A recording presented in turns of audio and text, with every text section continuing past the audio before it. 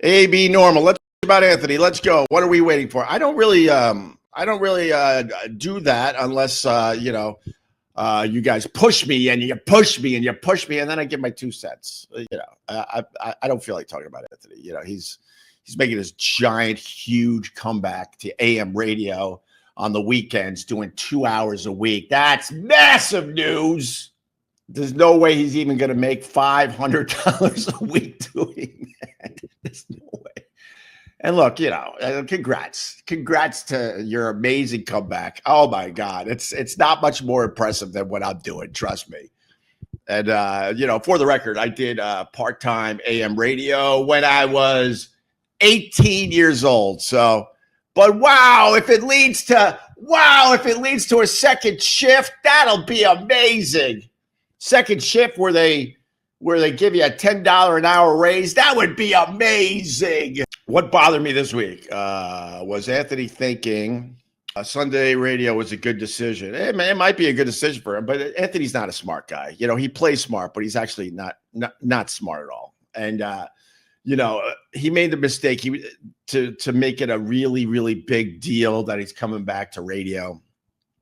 So he got everybody talking, including his fan base, and everyone's like, "Oh my God, you're gonna be making $300,000 a year? What shift do you got?" Everyone's freaking out. And then he had to admit that they're pretty much throwing him on on a Sunday night for 2 hours. You probably should have downplayed your return to radio. But he's not smart. He really isn't a smart guy. I'm right where I want to be in life, if you want to know the truth. So no, it doesn't bother me, whatever you were going to say next. And I'm sure it was something shitty. Can you wipe the Anthony off your camera lens? Man, I guess I'm doing a little extra spinning today. Let me do this. All right, there you go.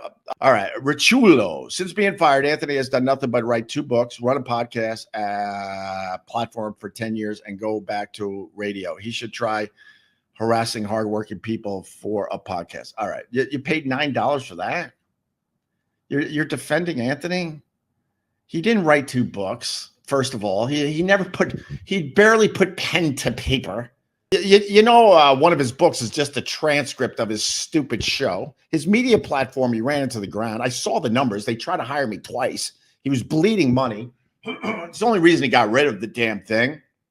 So if he was making money, he wouldn't have got rid of it. He would have just hired somebody to do the day-to-day, and he would have just been like taking, cash baths and going back to AM radio 2 hours a week on a Sunday night. That's not much more impressive than this sadness that you're seeing in front of you. And then supposedly, the word got out he was going to make $300,000 a year. I don't know if he started. I have no idea who started, but, we all knew that was a joke. Doing 2 hours a week on AM radio. I swear to you, I'd be surprised if they're giving him more than $200 a week. I'd be very surprised. So none of that's impressive. But I'll grab your $10, though. I'll have a cup of coffee on you, hater. Thank you, hater. I'm going to get an extra large cup of coffee, hater. Anthony said he beat you up a few times. Okay, thank you. The Anthony crap is, no. Anthony, no, trust me, no. Trust me. I think I'm muted, but just in case I'm not Anthony, I'm not. Oh, I think I'm muted, but just in case I'm not. You need punctuation, dude. Because your comment makes it sound like you're trying to say you're not Anthony. I'll fix it for you. I think I'm muted, but just in case I'm not, Anthony rules. Whatever makes you sleep better at night, brother man. But let's not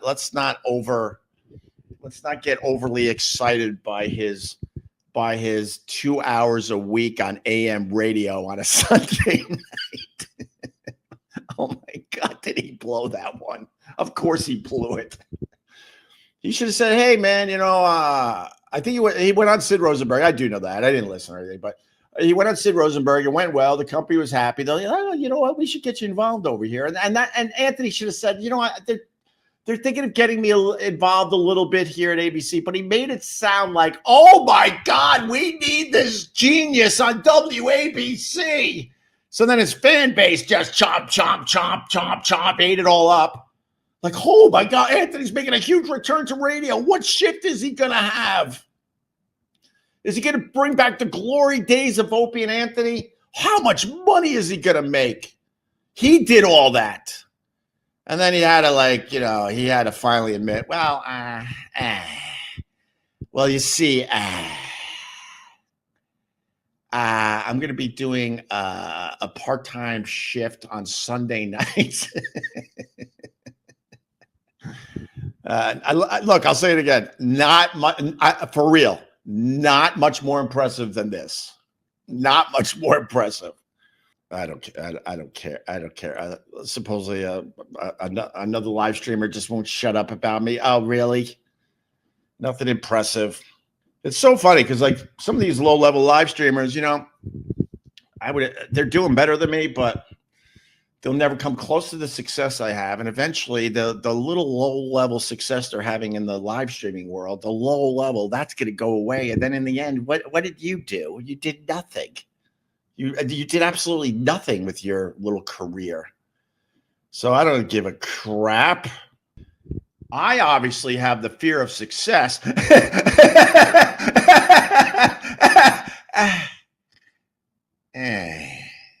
I had a call yesterday. I'll end with this. I'll tell you who I had a call with.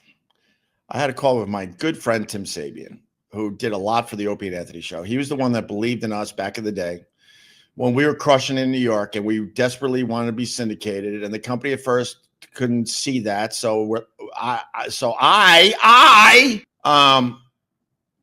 was like, all right, we're leaving. And we were going to go up against Howard Stern, and we were going to be on Q104. And then next thing you know, the company came to us and said, all right, we'll syndicate you. All right. And the first guy that jumped on that was Tim Sabean. He was like, oh my God. And Tim Sabean showed the rest of the country and these radio stations how to syndicate the Opie and Anthony show. He did it properly. He made it sound like we were local guys from Philly. I mean, to this day, when I go down to Philly, people will go, not a lot, honestly, but they'll go, welcome home. Like they really thought we were from Philly. And that was all Tim Sabean's doing. He was great at it. Absolutely great. So he called me yesterday and he's like, oh, why aren't you in a proper studio?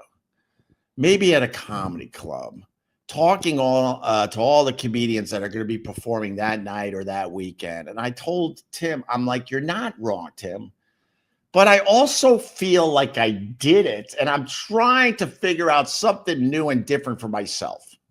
I go, I love doing the Get Thoughts. I'm trying to develop that a little more into something, but I don't want to be in a studio anymore doing what I did for so many years and did it well.